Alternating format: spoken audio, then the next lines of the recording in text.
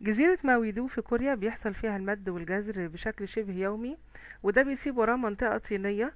الكوريين بيروحوا يبحثوا فيها عن القواقع.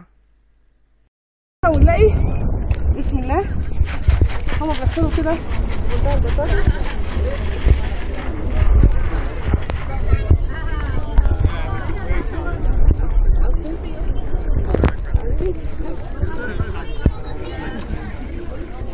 اوكي الموجودة على الوش دي ما بياخدوهاش لانها غالبا بتبقى ميتة ومش بتبقى طازة، لازم هما يحفروا كده شوية. الغريب ان الطين هنا مش زي عندنا، الطين هنا مش مزحلق، هنا مفيش. لسه بندور عشان نعرف ان الموضوع مش سهل.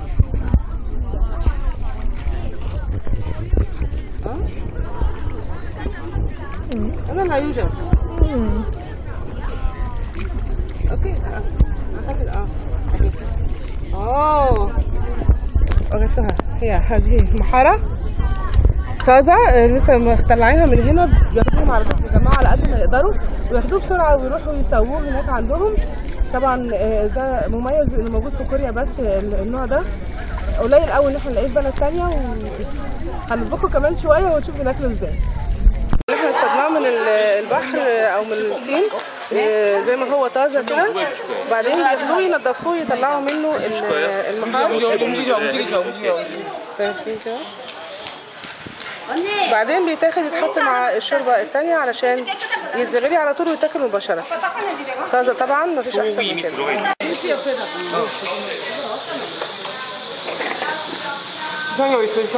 بيضاف للجونجل ده، دي عباره عن المحار اللي احنا كنا اصطادناه من شويه، بيتفرغ من القشره بتاعته وبعدين بيتنقل يتحط مع الجونجل ده والخضروات الموجوده هنا ويستوي بقى على النار ويتاكل هو سخن مباشره. واو.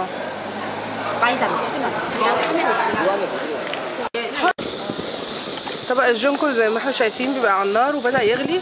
هو هنا تحت اوريدي فيه لحمه، اللحمه دي متبله تتبيله برجوجي. لما تغلي الميه كويس اللحمه دي تستوي، والمفروض ان احنا بنقلب بقى الكوتشوجان او معجون الشطه اللي موجود على الوش ده.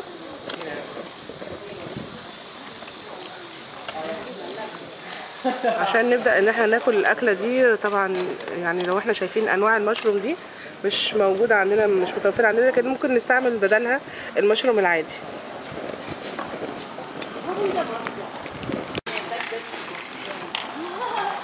بعد ما الشوربه بتغلي كده زي ما احنا شايفين بنبتدي نحط فيها، هي فيها لحمه دلوقتي، حطينا لحمه وبنحط بقى الشيلفش او القواقع اللي احنا عملناها هنا.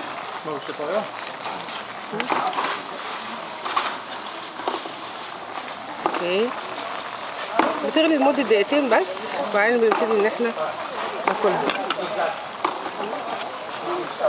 تجربة ممتعة جدا بجد، يا رب كل اللي نفسه فيها يجي يجربها. طعام اكل بحري طازة، لسه جاي من البحر حالا. احلى حاجة بتميزه ان هو فعلا طازة جدا. زي ما ضفنا القواقع برضو ممكن ان احنا دي اللحمة متبلة تتبيلة البرجوجي، نفس تتبيلة البرجوجي، متقطعة شرايح رقيقة جدا اهو. نبتدي نحطها برضو زي ما عملنا في القواقع ونسيبها كده لمده دقيقتين ثلاثه وبص تلاقيها استوت على طول جدا. اللحمه هنا ناعمه جدا جدا، وانا سالت لقيتها يعني مذبوحه الحمد لله، فبنسمي الله وناكلها. دي بقى كانت النتيجه النهائيه للطبق ده. زي ما احنا شايفين ان هو فعلا ما شاء الله يعني خلصنا عليه ما خليناش فيه حاجه. يا رب ان شاء الله يعجبكم. دلوقتي الاستاذه نوال او الصديقه العزيزه نوال هتقول لكم اسم الطبق ده.